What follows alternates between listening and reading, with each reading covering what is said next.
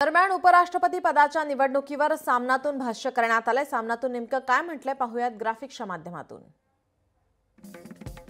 देशात सध्या काय चालले आहे ते कोणीच धडपणे सांगू शकत नाही। स्वतःला महान हिंदुत्ववादी समजणाऱ्यांचे सरकार आहे। पितृपक्षातील मुहूर्तावर त्यांनी उपराष्ट्रपती पदाची निवडणूक घेतली आहे।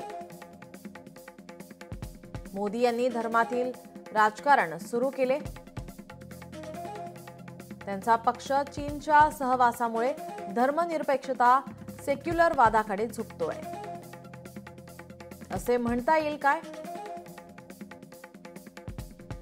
सध्या तरी पितृपक्षात कौन बनेगा उपराष्ट्रपती हाच प्रश्न आहे।